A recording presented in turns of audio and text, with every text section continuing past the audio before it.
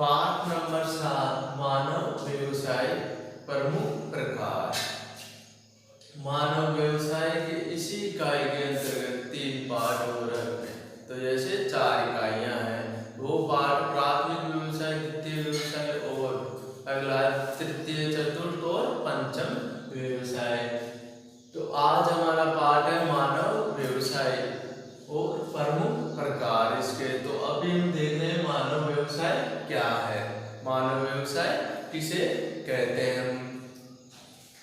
मनुष्य मानव कुल के अध्ययन बिंदु का केंद्र बिंदु है। यानी ये 12th में जो हमारे भूगोल की किताब है वो क्या है, मानव भूगोल। और 11th में थी वो क्या थी, भौतिक भूगोल। उसका अध्ययन बिंदु, अध्ययन केंद्र क्या था, पृथ्वी। क्या था उसका अध्ययन केंद्र बिंदु, पृथ्वी। और इसका अध्ययन केंद्र बिंदु है मानव। इसलिए इस बुक का नाम भी क्या है, मानव भूगोल। मानव भूगोल के अध्ययन का केंद्र बिंदु मानव है। वह एक क्रियाशील प्राणी है। मानव क्या है, एक क्रियाशील प्राणी है और अपनी आवश्यकताओं की पूर्ति के लिए विभिन्न प्रकार की क्रियाएं मानव के द्वारा की जाती है। अलग अलग प्रकार से कार्य किए जाते हैं, अलग अलग क्षेत्रों में, अलग अलग देशों में इनकी क्रियाओं में परिवर्तन होता रहता है। मनुष्य की जिन क्रियाओं से आर्थिक वृद्धि होती है उन्हें आर्थिक क्रियाएं कहते हैं। यानी मनुष्य की जिन क्रियाओं से आर्थिक वृद्धि होती है उन्हें क्या कहते हैं, आर्थिक क्रियाएं। इन आर्थिक क्रियाओं पर भौतिक वातावरण, सांस्कृतिक संस्कृति का प्रभाव, भौगोलिक कारक, राजनीतिक, सामाजिक, इनका प्रभाव हमें दिखाई देता है। इन्हीं भौतिक सांस्कृतिक कारकों की वजह से ही विश्व में अलग अलग क्षेत्रों में अलग अलग प्रकार के व्यवसाय दिखाई देते हैं। जैसे हम प्राथमिक व्यवसाय के उदाहरण ले तो जैसे आदि मानव था, वह उस समय जंगलों में घुमक्कड़ जीवन यापन करता था। तो वह एकत्रीकरण का कार्य करने लगा। एकत्रीकरण के बाद में उसने क्या किया, पशुपालन का कार्य करना शुरू किया। पशुपालन करने के बाद वह उपजाऊ मैदानी क्षेत्रों में कृषि कार्य करने लगा। कृषि कार्य के साथ साथ वह स्थायी रूप से एक ही स्थान पे रहने लगा। इस वजह से वह वस्तु निर्माण, जैसे जैसे उसका विकास हुआ व्यक्ति का, मानव का, तो उसने क्या किया, वस्तु निर्माण, विनिर्माण, परिवहन, व्यवसाय आदि उद्योगों का कार्य करने लगा।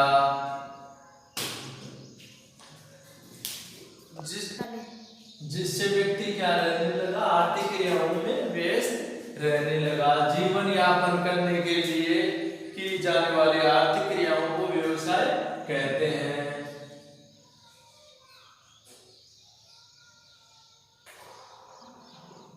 जीवन यापन करने के लिए की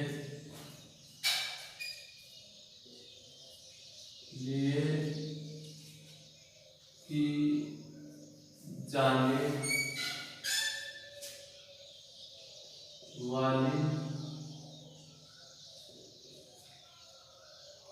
आर्थिक क्रियाओं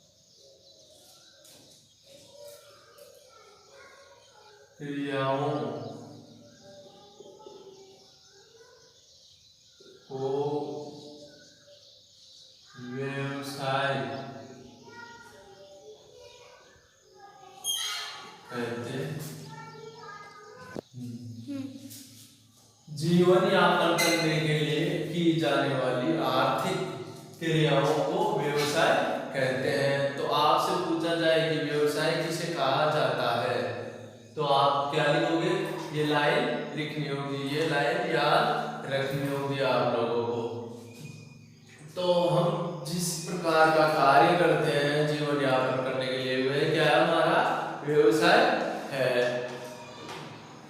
व्यवसाय के अंतर्गत हम जैसे इस पाठ के हिसाब से प्राथमिक, द्वितीय, तृतीय, चतुर्थ और पंचम क्रियाओं में हम हमारे व्यवसायों को रखते हैं। जैसे जैसे प्राकृतिक संसाधन है उनसे दूरी होती जाती है, वैसे वैसे व्यवसायों की संख्या बढ़ती जाती है। जैसे प्राथमिक व्यवसाय वह व्यवसाय होंगे जो प्रकृति के बिल्कुल पास में होंगे, यानी प्रकृति से प्राप्त वस्तुओं का सीधा उपयोग किया जाता है प्राथमिक व्यवसायों में। द्वितीय व्यवसायों में प्रकृति से प्राप्त वस्तुओं का सीधा उपयोग नहीं किया जाता है, उन्हें बदला जाता है। जैसे गेहूं से बिस्कुट, चीनी से गन्ने से चीनी आदि प्रकार के कार्य किए जाते हैं, यानी विनिर्माण का कार्य किया जाता है, प्रसंस्करण का कार्य किया जाता है। तृतीय व्यवसाय में परिवहन, संचार।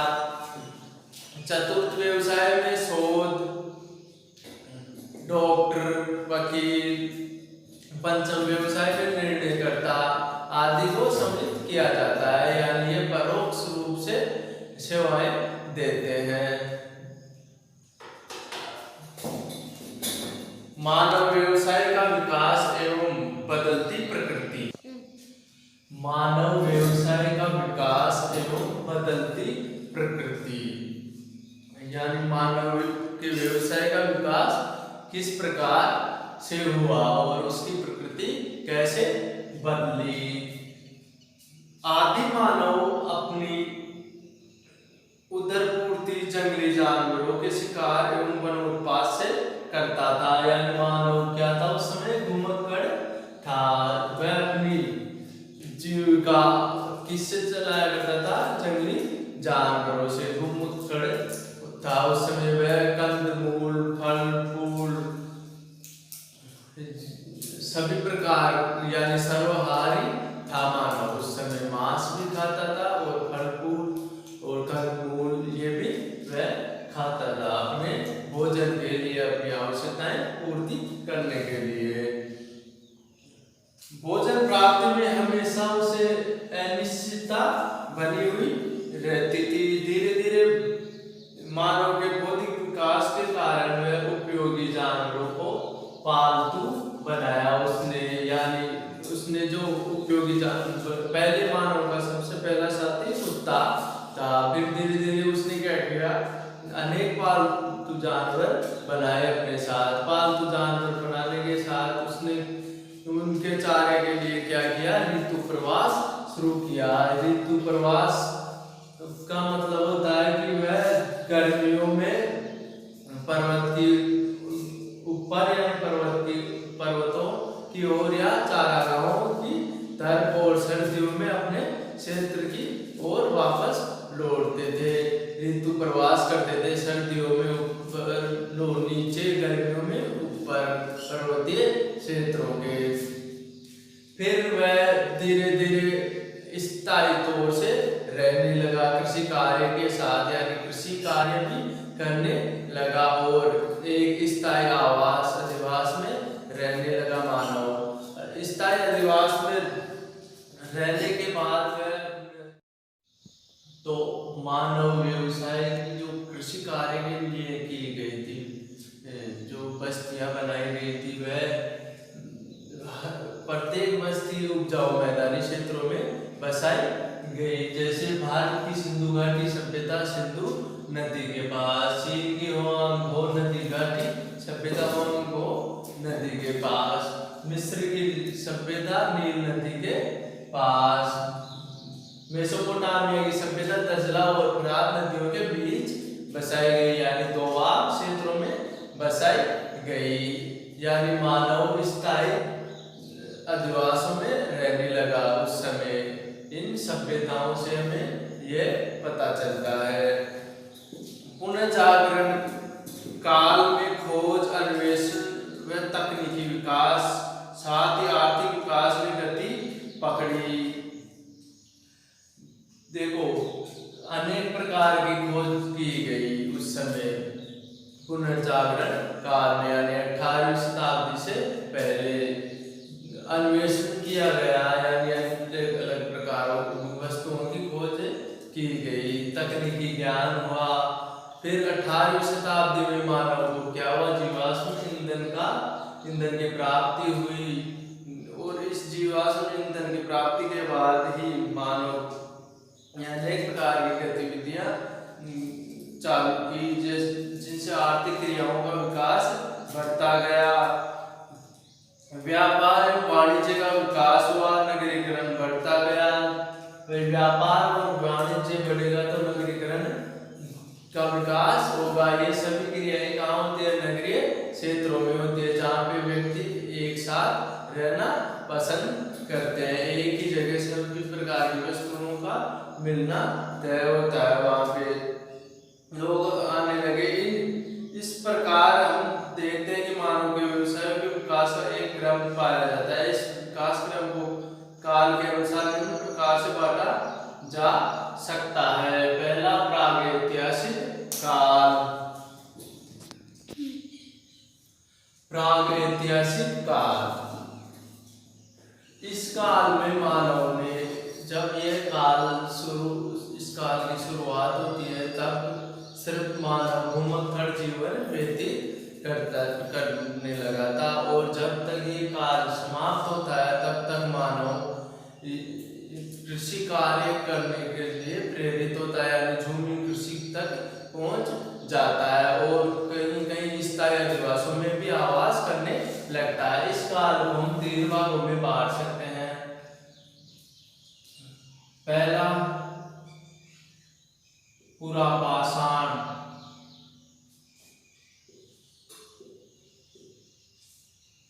जो लगभग 20 लाख ईसा पूर्व माना जाता है। इस समय मानव बिल्कुल आदि मानव था, उसे किसी प्रकार का ज्ञान नहीं था।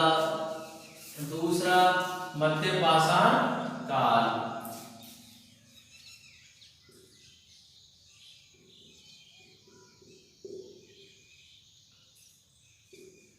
इस काल में मानव ने अनेक प्रकार के कार्य किए, जैसे आखेट करना सीखा, पशुपालन। मध्य पाषाण काल में मानव के साथ प्रमुख रूप से कुत्ता रहने लगा। कुत्ता रहने के बाद उसने क्या किया, पशुपालन का कार्य करने का कार्य किया मानव ने, और अग्नि का आविष्कार किया। काल, प्रागैतिहासिक काल का दूसरा भाग। मध्य पाषाण काल में मानव ने, इस काल में तो क्या किया, मानव ने बड़े बड़े पत्थरों की मूर्तियां बनाई। इसमें फिर उनका आकार छोटा हो गया, यानी मध्य होता चला गया। दूसरा, उसने पशुपालन की ओर अग्रसर हुआ, और आखेट और संग्रहण का कार्य करने लगा। मानव लकड़ी में घास फूस से बनी गोल जो उपयोग में रहने लगा, मिट्टी के पात्र उपयोग में लेने लगे, और खाद्य सामग्री को पकाने भी लगा। फिर धीरे धीरे मानव उपयोगी जानवरों को पालतू बनाकर पालने लगा, यानी यह कार्य उसने नवपाषाण काल में किया।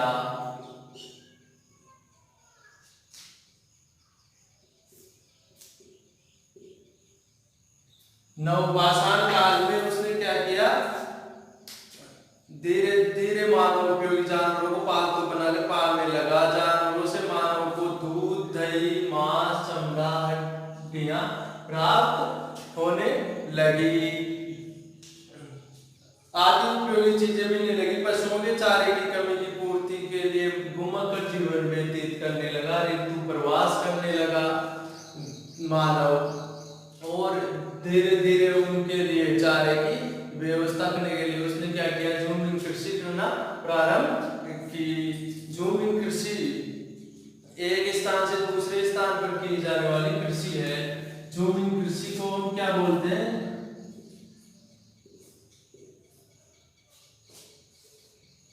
झूमिंग कृषि को स्थानांतरण कृषि भी कहा जाता है, जो हमारे राजस्थान में भी लोगों के द्वारा की जाती है। चिमाता और दजिया बोला जाता है, उनके द्वारा की जाने वाली झूमिंग कृषि कृषि को।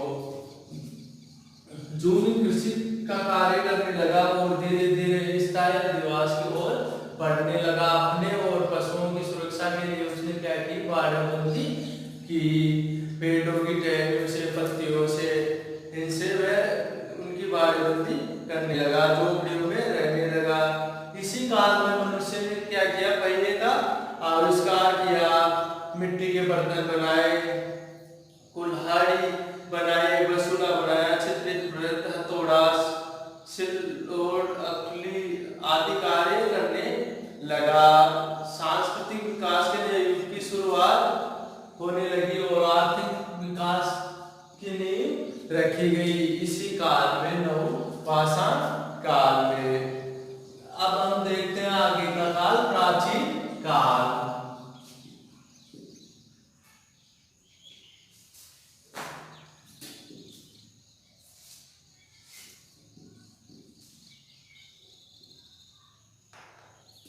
प्राचीन काल, इस काल में कृषि व पशुपालन। प्राचीन काल में कृषि व पशुपालन जैसी आर्थिक क्रियाओं के विकास के साथ मानव के जीवन में स्थायित्व आया। यानी मानव ने क्या किया, स्थायी तौर से जीवन व्यापन करने का कार्य किया इस काल में, प्राचीन काल में। प्राचीन काल में स्थायित्व आया, उसकी प्राथमिक आवश्यकताओं की सुगमता से पूर्ति होने लगी। शेष बचे समय में वह नई नई खोजों के लिए कार्य करने लगा। उसी के साथ उसने लोहा,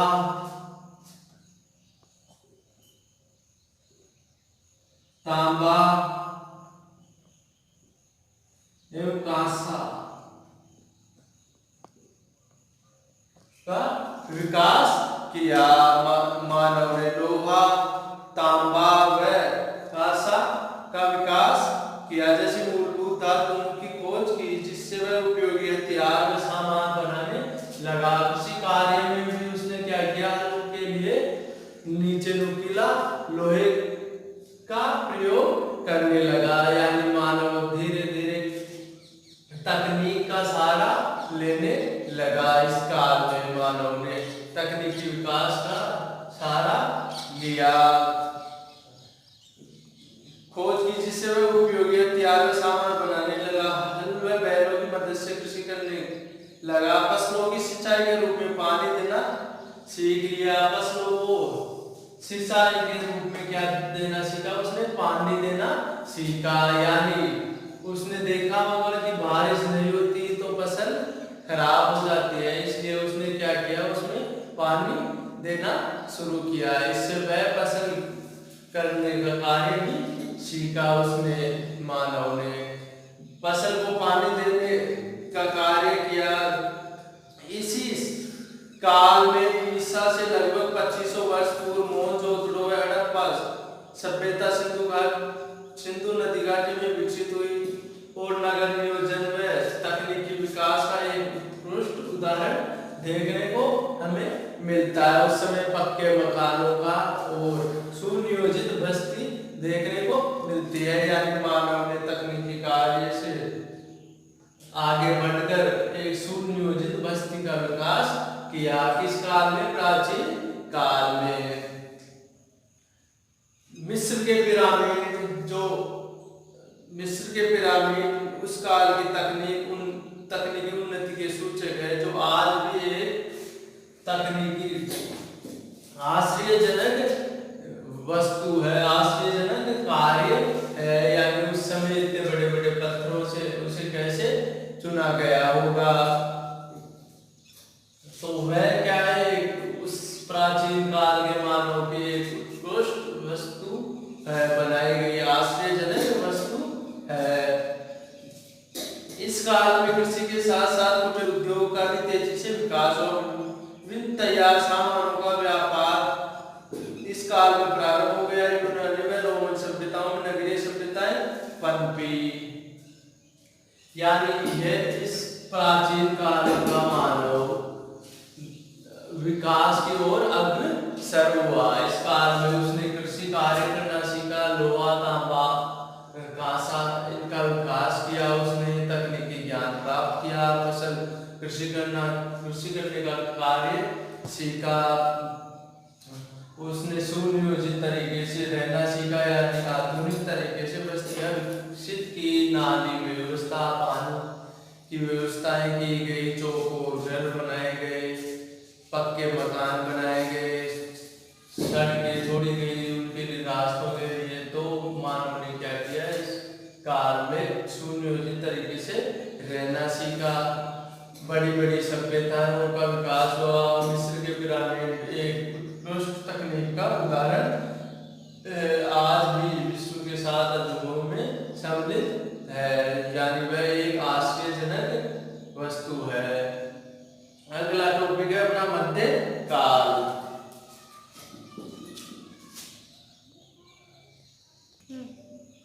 मध्यकाल 600 ईस्वी से 1500 ईस्वी के बीच की अवधि को मध्यकाल के अंतर्गत सम्मिलित किया जाता है। 600 से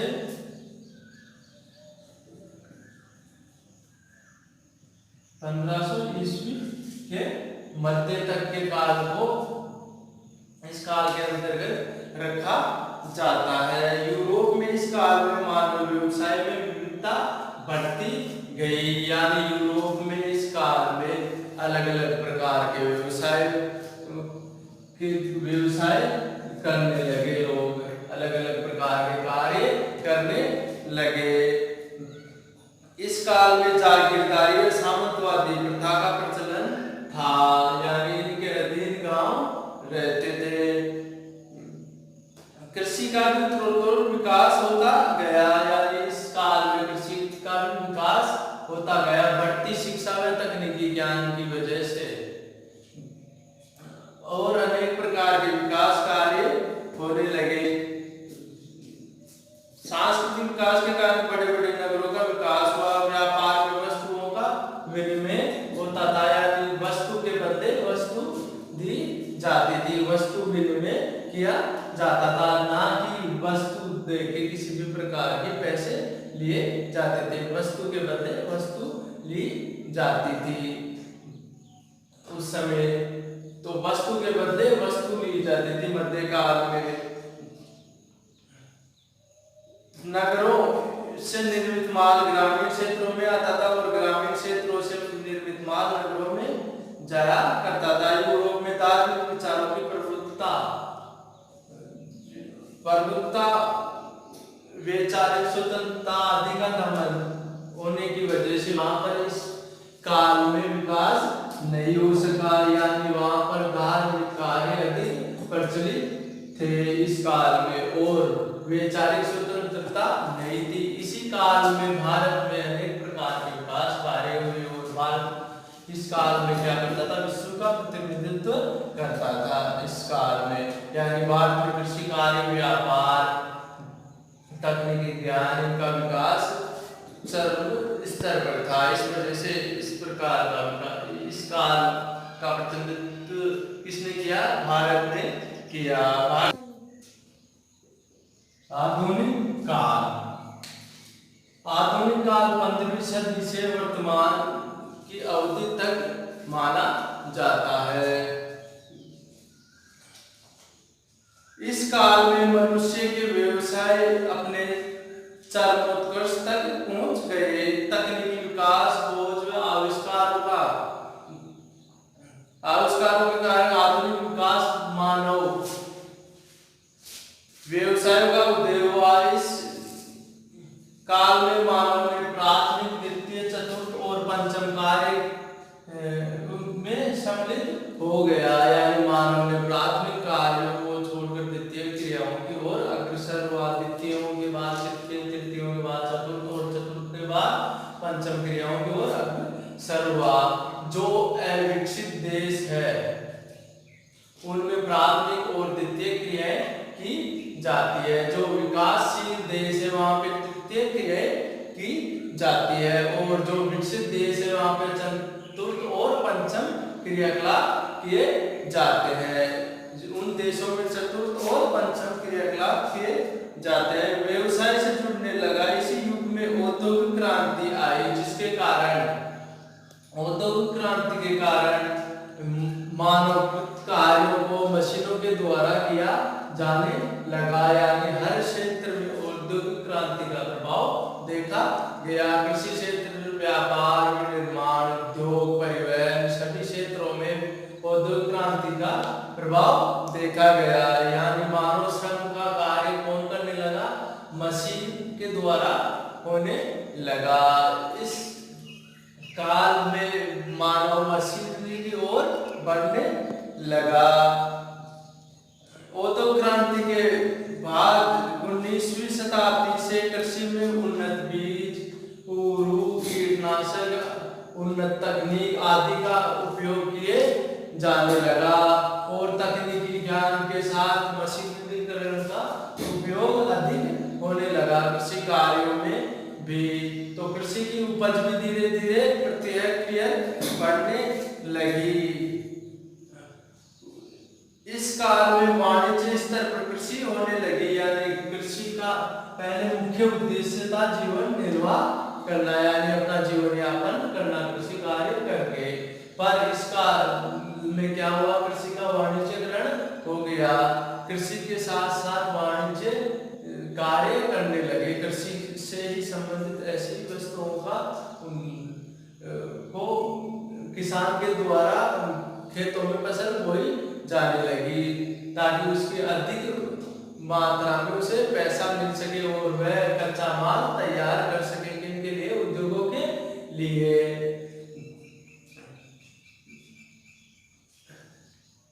वृहद स्तर पर विभिन्न खनिजों जैसे लोहा, अयस्क, तांबा, जस्ता, शीशा आदि का खनन वैज्ञानिक रीति से होने लगा। ऊर्जा के विभिन्न साधनों से ऊर्जा की प्राप्ति के कारण वृहद स्तर पर उद्योगों में विभिन्न वस्तुओं का निर्माण होने लगा। विकास के उच्च स्तर पर ऊंचे विकसित देशों के लोग चतुर्थांश व पंचम व्यवसायों में अधिक जुड़े, और जो विकसित देश है वह बाद में मूर्तिय व्यवसाय ही के कार्य ही करते हैं अभी भी, वर्तमान समय में भी।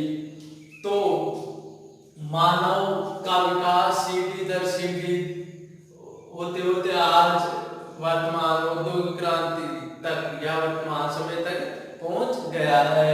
इस समय मानव क्या था, बिल्कुल आदि मानव था। इस समय वह पत्थर की कोई भी वस्तु तैयार करता था तो बड़े बड़े पत्थरों की तैयार किया करता था। इसके बाद मध्य पाषाण काल आया। मध्य पाषाण काल में उसने क्या किया, अपने साथ कुत्ता का कार्य किया। कुत्ता रखने के बाद धीरे धीरे वह घुमक्कड़ जीवन से स्थायित्व की ओर अग्रसर हुआ। इसी काल में, इस काल के बाद नवपाषाण काल में उसने क्या किया, पशुपालन का कार्य करने लगा और ऋतु प्रवास भी करने लगा। इसी काल में उसने क्या किया, कृषि कार्य की शुरुआत की, झूमी कृषि से। फिर प्राचीन काल में मानव ने कृषि कार्य के साथ साथ पशुपालन का कार्य किया और स्थायी तौर पर निवास करने लगा। मध्यकाल में मानव ने आधुनिक काल की नींव रखी, यानी अनेक देशों में धार्मिक क्रियाएं प्रचलित हुई, व्यवसाय प्रचलित हुए और इस काल का जो प्रतिनिधित्व करने लगा वह देश कौन सा था, भारत। इसी काल में भारत को सोने की चिड़िया कहा जाता था। आधुनिक काल में औद्योगिक क्रांति के बाद विश्व की क्रियाकलापों की जीवन शैली परिवर्तित हो गई, यानी मानव श्रम की जगह किसने ले लिया, मशीनीकरण ने ले लिया है उसका स्थान। कृषि क्षेत्र, व्यापार, परिवहन, पर्यटन सभी क्षेत्रों में मशीनीकरण का उपयोग अधिक होने लगा है। अगला टॉपिक है मानव व्यवसाय का वर्गीकरण, यानी हम अब अलग से देखेंगे प्राथमिक, द्वितीय, तृतीय, चतुर्थ और पंचम व्यवसायों को, कि ये इन व्यवसायों में किन कार्यों को सम्मिलित किया जाता है। मानव व्यवसाय